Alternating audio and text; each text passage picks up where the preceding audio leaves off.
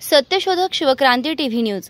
ज्याची कोणी दखल घेत नाही अशा अन्याय, अत्याचार, भ्रष्टाचार, बेकायदेशीर काम होत असेल तर त्याची बातमी, आपल्याकडील विशिष्ट बातम्या, लेख, काही गुणीजन गुणवंत यांची यशोगाथा, समाज उपयोगी मार्गदर्शन, लेख, नोकरी विषयक बातम्या, वाढदिवस, रौप्य महोत्सव, सुवर्ण महोत्सव, अमृत महोत्सव, उद्योगधंद्यांचं उद्घाटन, यशस्वी उद्योगाची माहिती तसेच जाहिराती न घाबरता न लाजता आपले लिखाण पाठवा। आपल्या बातम्या निर्भीडपणे प्रसिद्ध केल्या जातील। शिवक्रांती टीव्ही न्यूज संपादक सत्यशोधक शंकरराव लिंगे 73 87 37 78 01।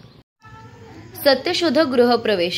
महापुरुषांचे संतांचे विचार मनी आचरण ठाम असतील तर पूर्णत्वास जातातच। दिनांक 16/6/2024 सतीश व कैलास शिंदे सर, माळवाडी, अजनुज, तालुका श्रीगोंदा, जिल्हा अहिल्यानगर, अहमदनगर येथे राष्ट्रपिता ज्योतिराव फुले व क्रांतीज्योती सावित्रीमाई फुले यांच्या अखिल मानवाच्या कल्याणासाठी लिहिलेल्या सार्वजनिक सत्यधर्म प्रमाण सर्वप्रथम वृक्षारोपण करून, निसर्ग पूजन करून, माता पित्यांचा आशीर्वाद घेऊन, संत महापुरुषांना पुष्पहार अर्पण करून, क्रांतिज्योत प्रज्वलित करून, महाबळी राज्याचे व निसर्ग श्रमिकांचे निर्मिकांचे पूजन करून, प्राध्यापक योगेश मांडे सर यांचे तुकाराम गाथा प्रवचन व अखिल भारतीय महामहसम अध्यक्ष, सत्यशोधक ओबीसी फेडरेशन अध्यक्ष शंकरराव लिंगे यांचे सार्वजनिक सत्यधर्म यावर प्रबोधन होऊन काही मान्यवरांनी भरभरून शुभेच्छा देऊन पंचायत समिती माजी सभापती अनिताताई शिंदे यांनी सर्वांचे आभार मानून कार्यक्रम संपन्न झाला।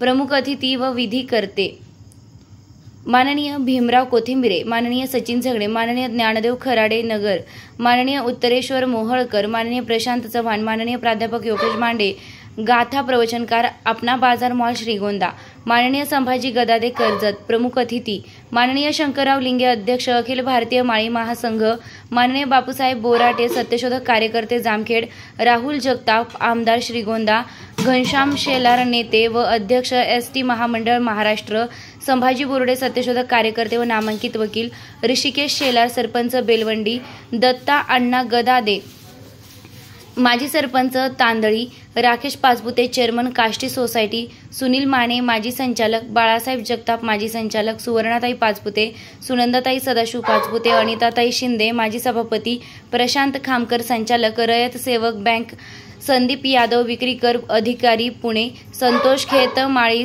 वित्त लेखाधिकारी संभाजीनगर, श्रीगोंदा, कर्जत नगर, फलटण, पुरंदर, दौंड तालुक्यातील समस्त प्राथमिक माध्यमिक शाळा अधिकारी, केंद्र प्रमुख, मुख्याध्यापक, शिक्षक व शिक्षिका, शिक्षकेतर कर्मचारी, सर्व नातेवाईक, स्नेहिक, काष्टी, अजनुज, आनंदवाडी, शिपलकरवाडी, गणेशा परिसरातील ग्रामस्थ, मुख्याध्यापक व सर्व कर्मचारी, सौ सोनाबाई नामदेवराव सोनमाळी कन्या विद्या मंदिर कर्जत, जनता कन्या विद्यालय काष्टी, मुख्याध्यापिका व सर्व कर्मचारी, महादजी शिंदे विद्यालय श्रीगोंदा, महात्मा गांधी विद्यालय कर्जत या कार्यक्रमासाठी पुणे, अहमदनगर, सातारा, सोलापूर जिल्ह्यातील मान्यवर उपस्थित होते। सर्वांनी सत्यशोधक गृहप्रवेश कार्यक्रमाचं भरभरून कौतुक केलं व आपल्या सिंधू संस्कृतीचे कार्याचं आचरण करूया असं उद्गार काढले आणि आपण सर्वांनी मिळून आचरण करूया असे विचार व्यक्त केले। खूप वर्षांपासून केलेला संकल्प ठरल्याप्रमाणे सिद्धीस नेला। सतीश शिंदे सर, भीमराव कोथिंबिरे सर, जय ज्योती, जय क्रांती, जय भीम, जय सत्यशोधक।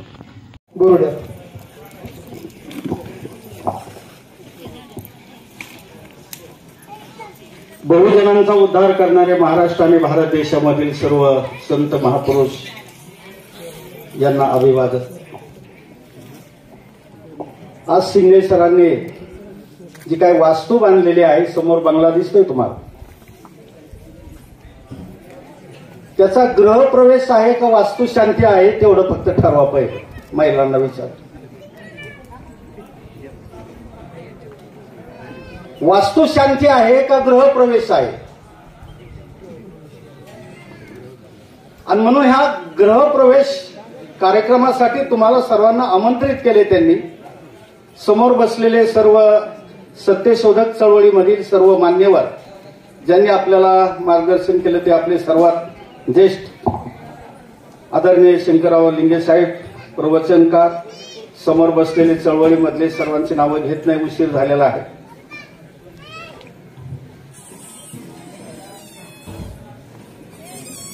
कांदा मुळा भाजी अवघी मिठाई माझी,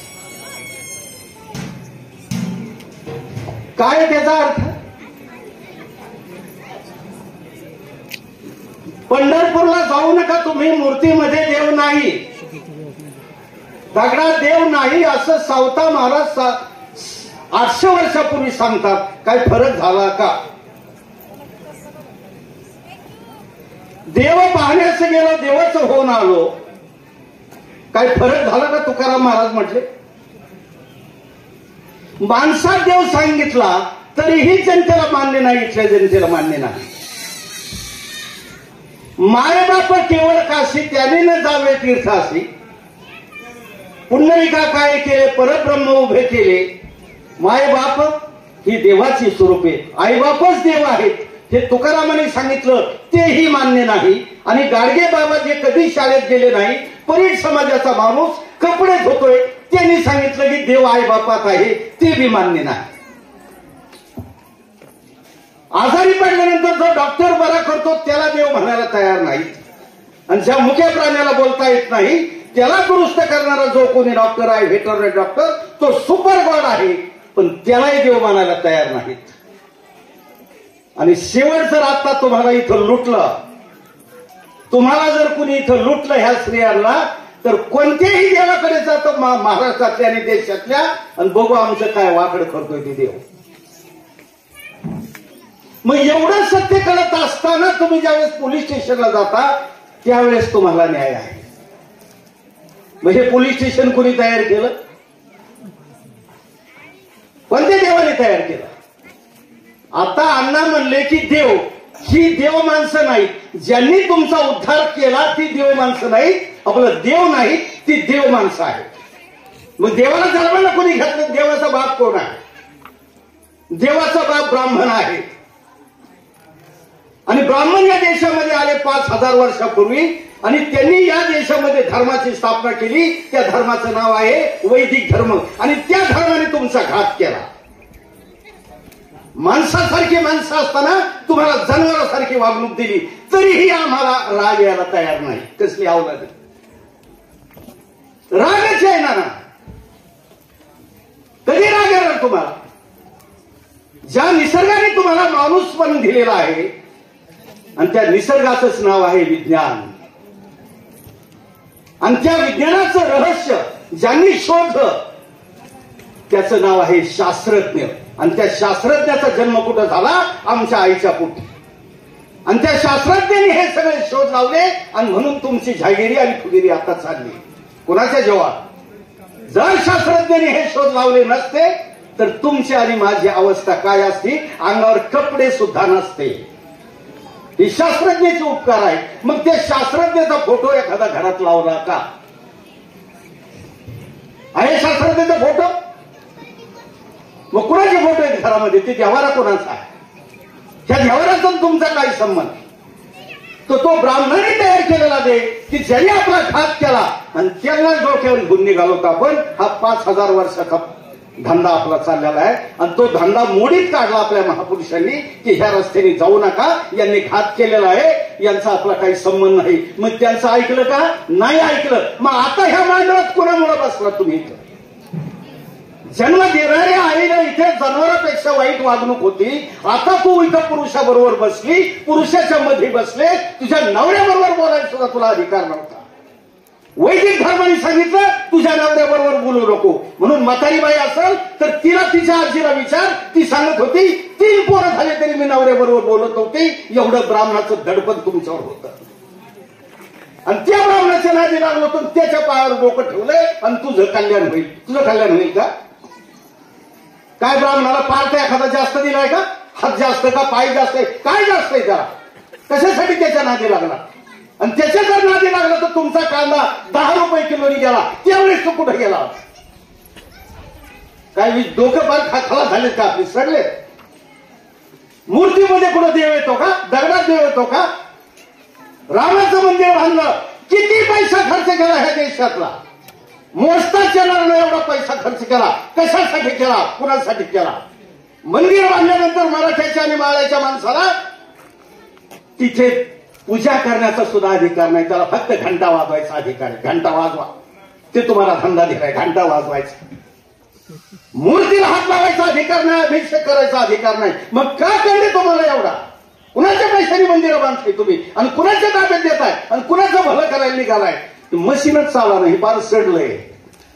ही सडलंय आपलं पाच, मेंदू सडलाय, तो घाण ठेवलेला आहे. आणि ती जे घाण ठेवलं 5000 वर्षापूर्वी, ती गहाण खत आमच्या महापुरुषांनी सोडवलं आणि तुम्हाला मुक्त केलं. आणि मुक्त केल्यानंतर पुन्हा आपण त्या घाणीत उड्या टाकायला निघालो. लाज वाटली पाहिजे आपल्याला, आपण कुठल्या रस्त्याने चाललो. म्हणून रात्री एका उदाहरण दिलं. जो मुलगा माळ्याचा मुलगा पीएचडी करतोय, त्याची बायको MSc झालेली, रात्री त्या पोरीची आई वारली म्हणून भेटायला गेलो होतो आढळगावला. मग तिला विचारलं, तिच्या नवऱ्याला विचारलं की महात्मा फुलेंच्या नावाने नगर जिल्ह्यामध्ये विद्यापीठ आहे, कृषी विद्यापीठ नगरच्या पलीकडे राहुरीला. आणि त्या राहुरीचं कृषी विद्यापीठ ओलांडून आमची माणसं त्या कुठे जातात? जो तेल खातोय ना, तेल खातोय, सारखं पितोय तो थेट, काय नाव त्याचं, शेणी.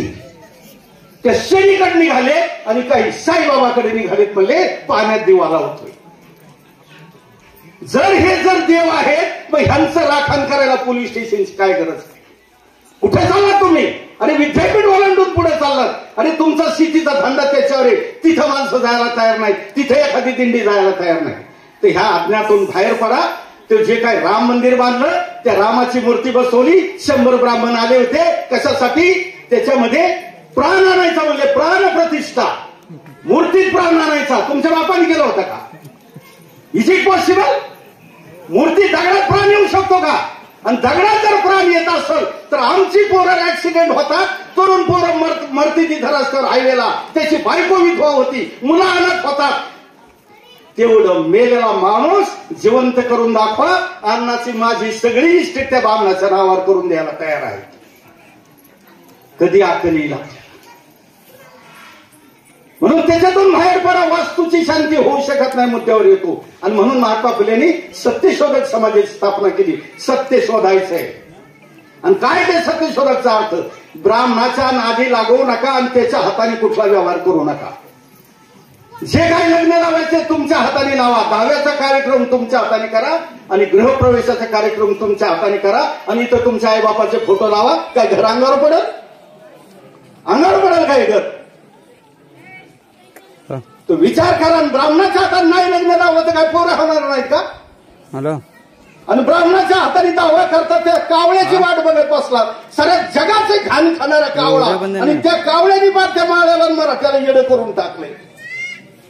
बाबांनो, त्याच्यातून सुटका करा. मी नाही बोलत, हे माझ्या बापाचं नाही सांगितलं. आम्ही आपल्या महापुरुषांनी काय सांगितले, आपल्या देव माणसांनी काय सांगितले. ती देव माणसं आहे, देव नाही. देव रामनानी जन्माला घातला नाही, देव नावाचा कोणी माणूस नाही. आणि जर असेल तर मला दाखवा, मी साला राहतो तुमच्या इथं, नाही तर भंडीला. कुठे देव? देव आहे का कुठे देव? देव दाखवे ऐसा नाही गुरु, जेथे जाय तिथे दगड सेंदरो. प्रत्येक संत त्या दगडाच्या विरोधात बोलतोय, तरीही आम्ही बोध घ्यायला तयार नाही. मग ह्या गाथा कशासाठी लिहिल्या? संतांनी काय केलं? संतांनी ब्राह्मणाच्या विरोधात बंड केलं. संतांनी देव सांगितलं नाही. संतांनी एकच देव सांगितला, तो म्हणजे विठ्ठल आणि पांडुरंग. तो दुसरा कुणी नाही. भगवान गौतम बुद्धाचं ते विहार आहे, त्याचं प्रतीक आहे. आणि 33 कोटी देव नाकारले संतांनी. म्हणून आमच्या शाहू महाराजांनी एक बैलगाडी झोपायला सांगितली. त्या भुजबळ लावले बैलगाडी झोप, आणि ह्या सगळ्या डोंगरातली सिंदूर लावलेली सगळी दगडं उचलले, गाडीत भरले आणि पंचगंगा नदीमध्ये टाकली होती. आमच्या महापुरुषांचा इतिहास माहित नाही, तेव्हा त्यांचे सप्ते लावा. सप्ते आता ती बंद करा, तिची कुणाचे लावतात ते. आणि आपलं पार आता वाटवळ झालंय, ते पैसा त्याच्यावर खर्च करू नका.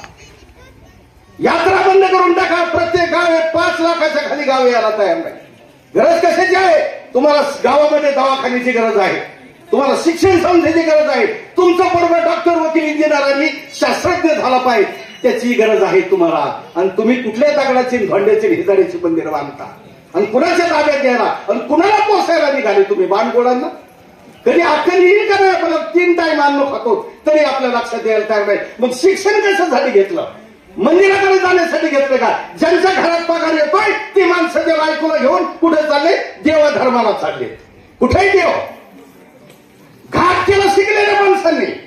आणि म्हणून बाबासाहेबांनी सांगितलं, पढे लिखे लोकांनी म्हणजे धोका द्या. शिकलेल्या माणसांनी धोका दिलेला. दुसरा कोण शत्रू आहे आपल्याला? म्हणून त्या महासंत महापुरुषांनी काय सांगितलंय ती पहा. नुसतं इथं ह्या गुरुजीला आणि ह्या सराला, शिंदे सराला बरं वाटलंय म्हणून तुम्ही इथं आलात, घोडचूक आहे, चुकीचं आहे. त्यांना समाधान वाटण्यासाठी आलो ना. दहाव्याला येतो, माहितीला येतो, कशासाठी येतो? त्याला समाधान वाटण्यासाठी सगळं खोटं आहे. पण सत्य काय आहे हे सांगायला आमची प्रवचनं लावा, आमची कीर्तनं लावा. आम्ही काय पाकिट घेत नाही आणि तुमचे भाकरी बी खात नाही. आमची तुकडे घरून बांधून आणतो. आम्हाला काय तुमच्या भाकरीची गरज नाही. फक्त 2 फूट जागा उभारायला द्या इथं. आणि माईक नसला तर आमच्याच गाडीला माईक आहे. फक्त नांगरायचं काम करतो. धिपडीत पडलंय, धिपडीत पडलंय ना सगळं. ही मशीन काम देणार. आणि म्हणून ही वास्तू यांनी बांधलेली आहे. आणि त्या वास्तूला नाही पण त्या सरांना शुभेच्छा देण्यासाठी आलेले आहेत. वास्तू बोलत नाही, निर्जीव वस्तू बोलत नाही. आणि म्हणून आपण सर्वजण जे आलात तर हे जे काही कुटुंब आहे त्यांच्या कष्टाने जे काही त्यांनी मेहनत मशागत केली, 2 पैसे कमवले असतील आणि स्वतःचं संरक्षण होण्यासाठी पुढच्या 50 वर्षापर्यंत 100 वर्षापर्यंत ही बिल्डिंग राहील या ठिकाणी अशी अपेक्षा करण्यासाठी आणि त्या दृष्टीने शुभेच्छा देण्यासाठी आपण सर्वजण सत्यशोधक समाजाची मंडळी विचाराची. आता तुम्ही म्हणले जातीचा, आता इथं मराठा समाजाची बाई आमची. सत्यशोधक समाजाची स्थापना केल्यानंतर 90% मराठा समाज सत्यशोधक चळवळीमध्ये होता. पत्री सरकार शेवटचा माणूस आमचा सत्यशोधक होता. हे समजून घ्या. मराठ्यांना माहित नाही 90% मराठा समाज सत्यशोधक चळवळीमध्ये होता. पण 1935च्या दरम्यान या बामणाने आमच्या यशवंतराव चव्हाणाला तिकडं हुसकवलं आणि ही सगळी आमची सत्यशोधक काँग्रेसमध्ये गेली आणि महात्मा फुलेंच्या विचाराचं वाटोळ करून टाकलं. इतिहास समजून घ्या. त्यासाठी आमची पारायणं लावा, प्रवचनं लावा, 8-8 दिवसाचा सप्ताह घाला आपल्या महापुरुषांच्या नावाने. तर कळलं 5000 वर्षाचं गंज आलेला आहे. गंज किती आलाय? 5000 वर्षाचं गंज आलाय. आणि म्हणून बाईला मळ झाल्यानंतर मळापासून पोरगा होतो आणि त्याचं नाव आहे गणपती. आणि मळापासून जर पोरं झाली असती तर तुला नवरा करायची काय गरज होती?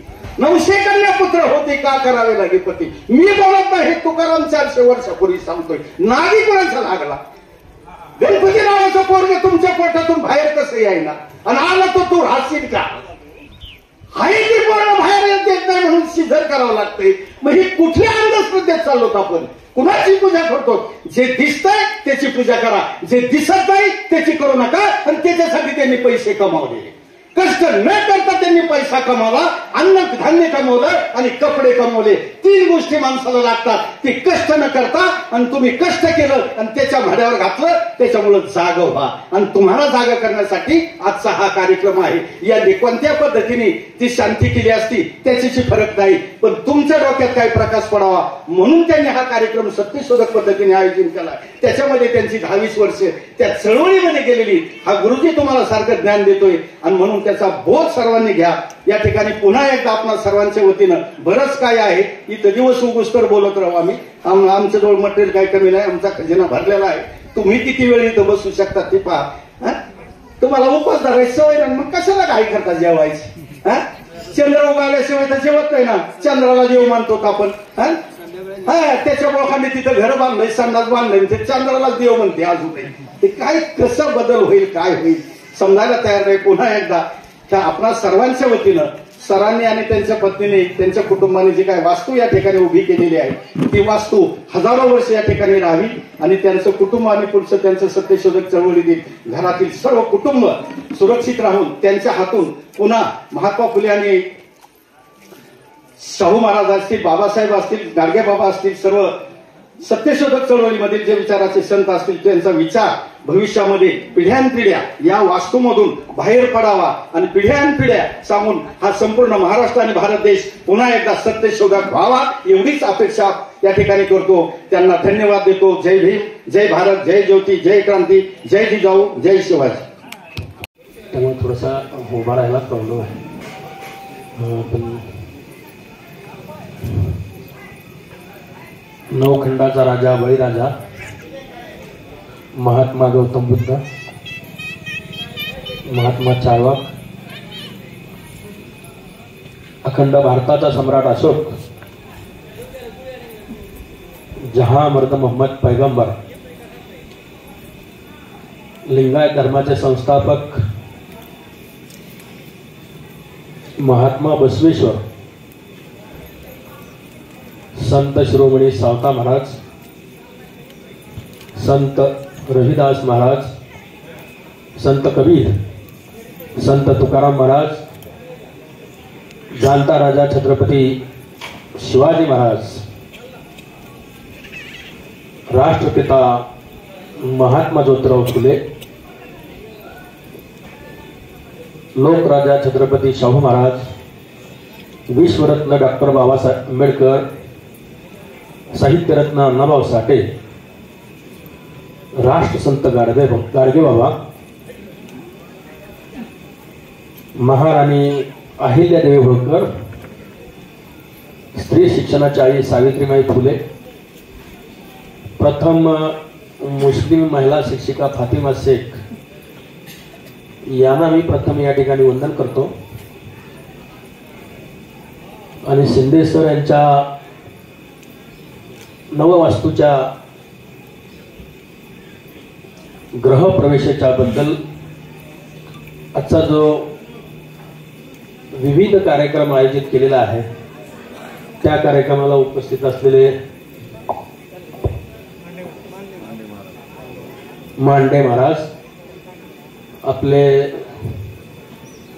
या पंचक्रोशीतील सत्यशोधक वकील बोर्डे सर, या ठिकाणी उपस्थित असलेले सर्व मान्यवर मंडळी,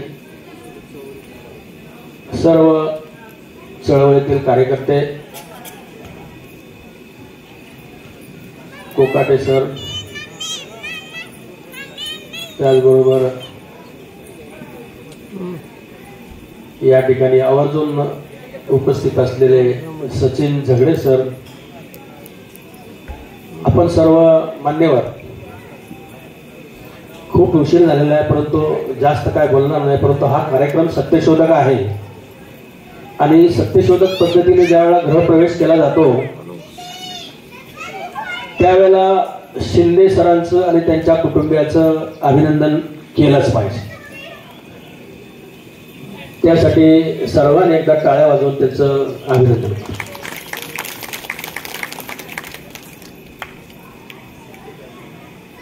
कारण असं आहे की प्रत्येक जण म्हणतो सत्यशोधक, परंतु ज्या वेळेला वेळ येते त्यावेळेला अनेक शंका घेतो, घरातून काय विरोध होतो की देव देवता आपण जर मानल्या नाहीत तर काहीतरी अघटित घडेल काय, अशी शंका प्रत्येकाला येत असते. मग म्हणतात काय 1000-2000 रुपये जातील इकडं तिकडं, जाऊ द्या, बोलवा आपल्याला पुढे येताना त्यांच्या हस्ते हा कार्यक्रम करा, अशी सर्वांची भावना होते. 1000-2000चा प्रश्न नाही आहे, परंतु हा संस्कृतीचा प्रश्न आहे. त्यामध्ये काही वाक्य अशी आहेत की बहुजनांना अतिशय तुच्छ मानलेली अशी वाक्य आहेत. पहिल्यांदा ते मम म्हणाला होता. मम म्हणलं का आपण त्यांना शरण गेलो असा त्याचा अर्थ होता. मग नंतर शेवट त्यांची मजल जाते, मम भार्या समर्पयामि. हे लवकर लोकांना समजत नाही, परंतु महात्मा ज्योतिराव फुलेने भार्या म्हणजे बायकोला दिलेला शब्द आहे आणि हे असं कित्येक वर्ष चालत आलेली प्रथा होती असं आमच्या वाचनात पण आलेलं आहे. परंतु त्या प्रथेकडे आपल्याला जायचं नाही किंवा त्याचा विचारही करायचा नाही. आपल्याला सत्य शोधा. सत्य म्हणजे खरं आणि ती नेहमी शोधत राहणं. शोधल्यानंतर काही नाही काही सापडतच. हे सत्य शोधन म्हणजे एक विज्ञानवादी शब्द आहे आणि शोधत राहिलं म्हणजे विज्ञानामध्ये भर पडते. ज्या ज्या देशामध्ये विज्ञान गेलेलं आहे तर ते देश कसे आहेत बघा. मुस्लिम समाज हा सत्यशोधक आहे, ख्रिश्चन समाज हा सत्यशोधक आहे, बुद्ध समाज हा सत्यशोधक आहे. आपल्या इथला कमी जास्त असू शकेल, परंतु ज्या देशामध्ये बुद्ध धर्माचा प्रचार आणि प्रसार केला ते रशिया असेल किंवा जपान असेल, चीन असेल, या देशाची प्रगती कशी झालेली आहे ह्याचं आपण अवलोकन करणं अतिशय गरजेचं आहे. काही काम न करता अरब कंट्रीमध्ये किती श्रीमंत देश आहेत, अमेरिकेमधले लोक किती श्रीमंत आहेत. याचं कारण आहे फक्त सत्यशोधन. आणि सत्यशोधन म्हणजेच महात्मा ज्योतिराव फुले यांनी म्हटलेलं आहे त्याचा पहिला पाया हा शिक्षण आहे. आणि शिक्षण घेतल्यानंतर माणूस सत्यशोधनाच्या मार्गाकडे जातो. आणि सत्यशोधन केल्यानंतर मग तो त्याला काही नाही काही त्याच्या डोक्यामध्ये लख प्रकाश पडतो. आणि मग अंधश्रद्धा, चाली रीती रूढी परंपरा या बंद करण्याची इच्छा त्यांना होते. त्याचं पहिलं कारण आहे हे शिक्षण. परंतु आपल्याला जे शिक्षण मिळत आहे ते सत्यशोधक पद्धतीचं मिळत नाही. ते अनेक देवदेवतांनी भरलेलं शिक्षण मिळतं. आता महाराजांनी सांगितलं की बाबा देव कधीही आंदोलन करायला येत नाही. देव कधीही स्वतःचे कपडे घालू शकत नाही. देव कोणतंही काम करू शकत नाही. परंतु देव ही एक श्रद्धेची कल्पना आहे. मग देव कोणाला मानले पाहिजे ही सुद्धा एक कल्पना आहे. मग देव कोणाला मानलं पाहिजे ज्यांनी पिढ्यानपिढ्या आपल्या समाजासाठी काम केलेलं आहे, जे आपल्याला माहित आहे, ज्यांचा इतिहास आहे, जी सर्व आता जे मी नावं घेतली ते सर्व सत्यशोधक होते. आणि त्यांच्या माध्यमातून हा भारत आणि जग घडवण्याचं काम अहोरात्र चालू आहे. फक्त भारतच हा एक देश आहे की या देशामध्ये देवदेवता पूजल्याशिवाय कुणीही राहत नाही. काही दुपारच्या बैठका लागल्या जातात, त्या बैठकामध्ये मग ते समर्थला जायचं ती वारी निघते, काशीला जायचं ती वारी निघते, कुठं रामेश्वरला जायचं ती वारी निघते. जायला काय हरकत नाही. परंतु अंधश्रद्धा म्हणून तुम्ही काय जाऊ नका. अंधश्रद्धा म्हणून एक वेळेला पाहायला काय हरकत नाही. परंतु त्याच्याच आसपास जे विज्ञान दडलेलं आहे ते विज्ञान आपण पाहिलं पाहिजे. कारण जेव्हा रामेश्वरला जातो तेव्हा 2.5 किलोमीटरचा समुद्रामध्ये पूल आहे. मग तो कसा बांधला असेल, त्याचं विज्ञान काय असेल, याच्यावर लक्ष आपलं केंद्रित झालं पाहिजे. आपल्या सर्वांना विनंती आहे की आपण आजचा जो कार्यक्रम आहे तो अतिशय स्तुत्य कार्यक्रम आहे आणि सत्यशोधक कार्यक्रम आहे. महात्मा ज्योतिराव फुले यांनी 150 वर्षापूर्वी 24 सप्टेंबर 1873 सत्यशोधक समाजाची स्थापना केलेली आहे.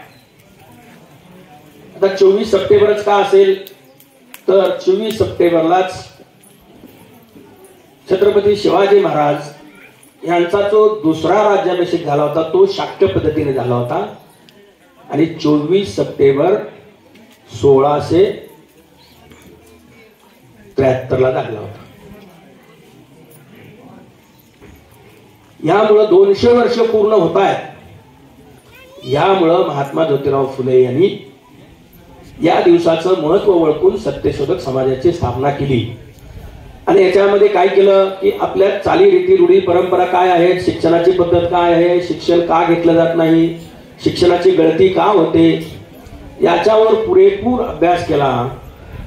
आणि 1882 हंटर कमिशनला त्यांनी निवेदन दिलेलं आहे की आमची गळती का होते, बहुजनांच्या मुली का शिकत नाहीत. त्यासाठी त्यांनी अनेक योजना सुचवलेल्या होत्या. त्या योजना अजूनपर्यंत या सरकारने पूर्ण केलेल्या नाहीत.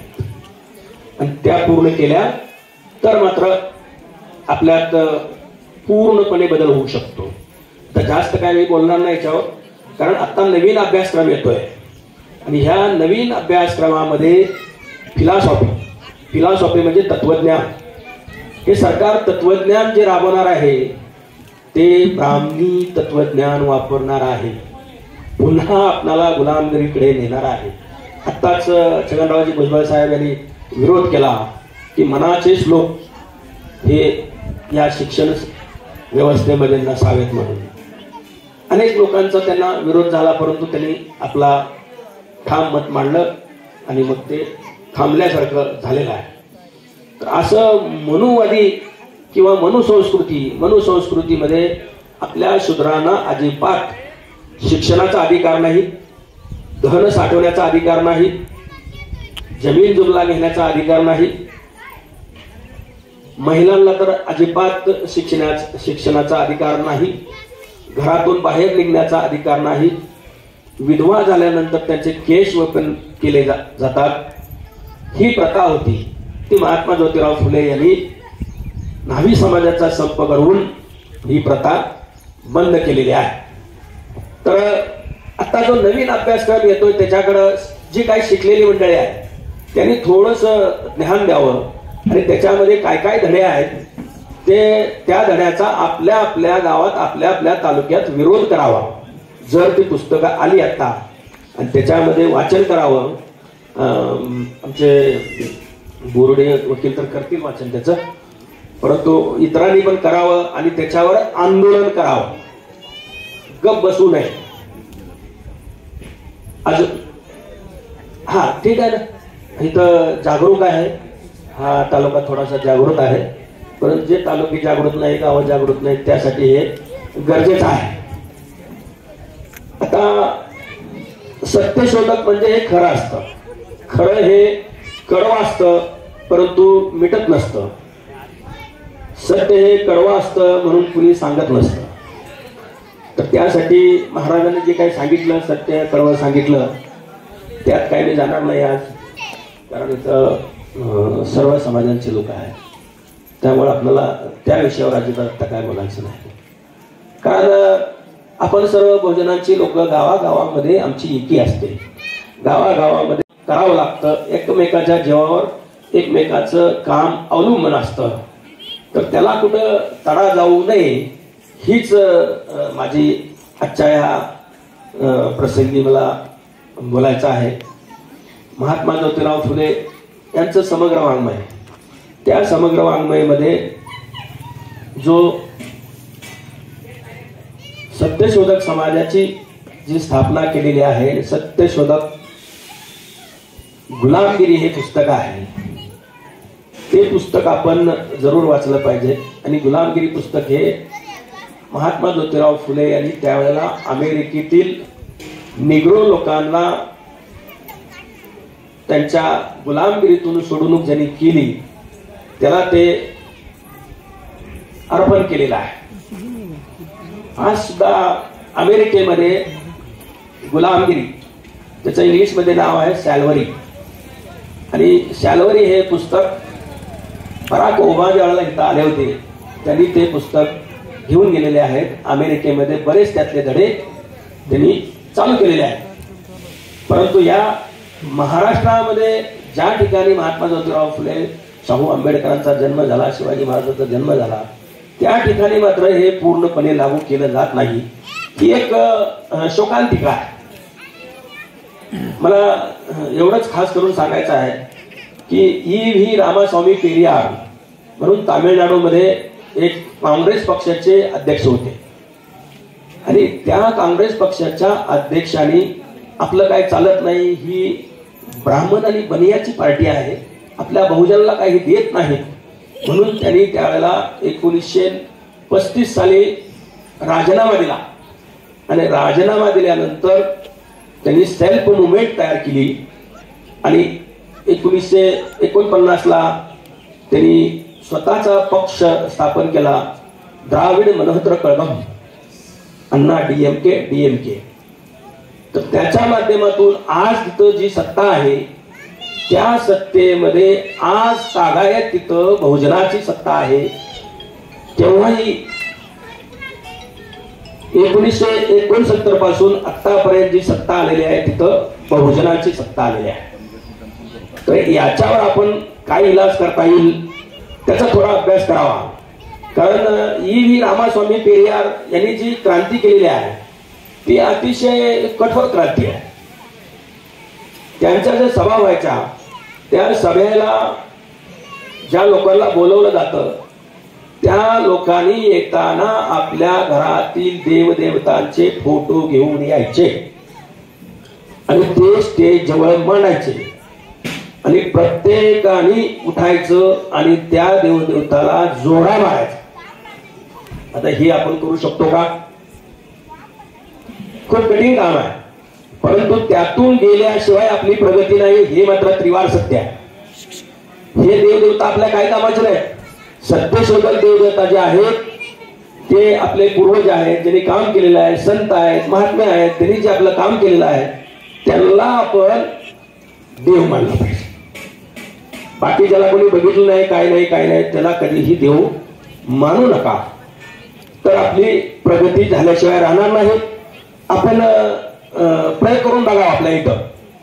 पुढल्या वर्षी एखाद्या वेळी मी या ठिकाणी आलो तर आपण सांगा की आपली प्रगती झाली का नाही झाली। प्रत्येक जण यात्रेला वगैरे जातात, त्या यात्रेमध्ये किती खर्च केला जातो, या ठिकाणी भाग बांधला जातो, भाग बांधलेलं सगळं त्या पुजाऱ्याला अर्पण केलं जातं। ते का केलं जातं हे समजत नाही। इथलेच कोणतर असतात की बुवा बाबा ते त्यांना सांगतात की तुम्ही नाही बरं का, ते सांगतात की असं असं केलं पाहिजे, ह्या यात्रेला गेलं पाहिजे तर आपलं घर प्रपंच व्यवस्थित चालेल। यावर महात्मा ज्योतिराव फुले यांनी 1855 ला एक नाटक लिहिलं आहे, नाटक तृतीय रत्न, तिसरा डॉ, आणि त्याच्यामध्ये सांगितलेलं आहे की आपणाला 12 महिने हे पुरोहित लोक कशी फसवतात, आपल्याला शिक्षणापासून कसं मागे ठेवतात। त्यावेळेला एक शेतकरी जोडपं त्या ठिकाणी स्टेजवर शेवटी बसतं, जेवण करतं आणि मग संदेश देतात। तसं 1.5 तासाचं नाटक आहे। संदेश देतात, चला शिकायला चला, चला शिकायला चला। म्हणजे 1855 साली महात्मा ज्योतिराव फुले यांनी त्याच्यावर नाटक लिहिलेलं आहे। त्यांचे जवळजवळ 400 अखंड आहेत। त्यांनी गुलामगिरी लिहिलेलं आहे, ब्राह्मणाचं कसब लिहिलेलं आहे, त्यानंतर महात्मा ज्योतिराव फुले यांनी जे महत्वाचं सतसार लिहिलेलं आहे आणि त्यानंतर जे लिहिलेलं आहे ते महात्मा ज्योतिराव फुले शेवटी त्यांना अर्धांगवायू झाला। 2 मिनिटात संपवतो। अर्धांगवायू झाला आणि अर्धांगवायू झाल्यानंतर त्याच्या लक्षात आलं की आपल्याला चालीरीती रूढी परंपरा मोडायच्या, तर त्याला पर्याय दिला पाहिजे ना, काहीतरी पर्याय दिला पाहिजे। म्हणून सत्यशोधक समाजाला त्यांनी सार्वजनिक सत्य धर्माच्या ग्रंथामधून गृहप्रवेश कसा करायचा, अंत्यविधी कसा करायचा, लग्न कसं करायचं, बारसं कसं करायचं, कोणत्या दुकानाचं उद्घाटन कसं करायचं, याबद्दल सविस्तर माहिती महात्मा ज्योतिराव फुले यांनी दिलेली आहे। प्रत्येकाने कधी पण पुण्याला गेलं तर त्या ठिकाणी महात्मा ज्योतिराव फुले यांचं समर्थ वाङ्मय हे घेऊन या आणि वाचन करा। त्याचं पारायण आपल्या मंदिरामध्ये, चावडीमध्ये लावा, दररोज एक धडा त्या ठिकाणी वाचून दाखवा। एवढीच मी विनंती करतो आणि थांबतो। जय ज्योती, जय क्रांती, जय भीम, जय भारत, धन्यवाद, जय संविधान। धन्यवाद। अगदी थोडक्यामध्ये आपण या ठिकाणी शुभेच्छापर सर्वांना प्रबोधित केलेला आहे। यानंतर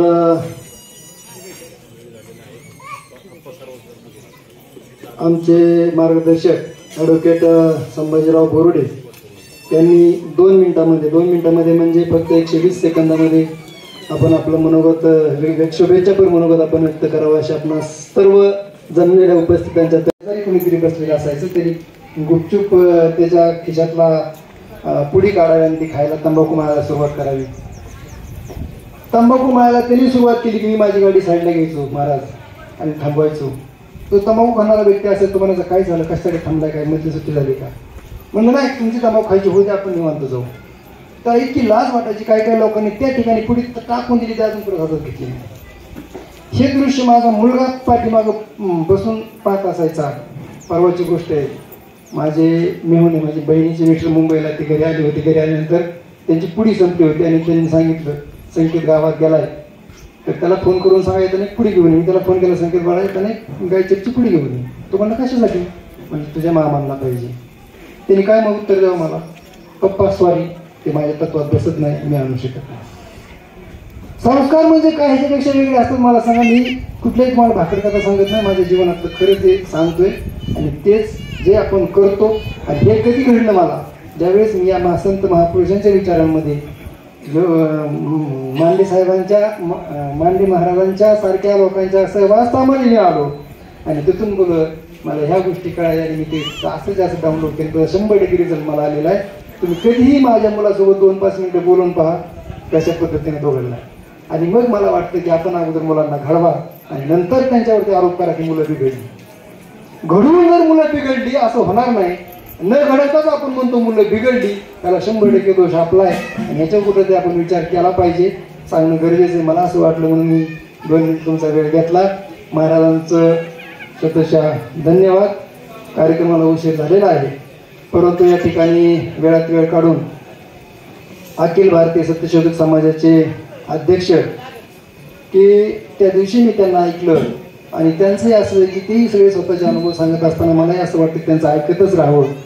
ते त्यांची जी काही तळमळ आहे ती आपल्या सर्वांच्या लक्षात येत असते आणि म्हणून मी अशी त्यांना विनंती करतो की या ठिकाणी आपण या उपस्थित सर्वांच्या वतीनं एक प्रातिनिधिक स्वरूपामध्ये या शिंदे कुटुंबियांना शुभेच्छा देतील आमचे आशास्थान, आमचे गुरुवर्य मार्गदर्शक आदरणीय शंकररावजी लिंगे साहेब, अखिल भारतीय सत्यशोधक समाजाचे अध्यक्ष शंकररावजी लिंगे साहेब.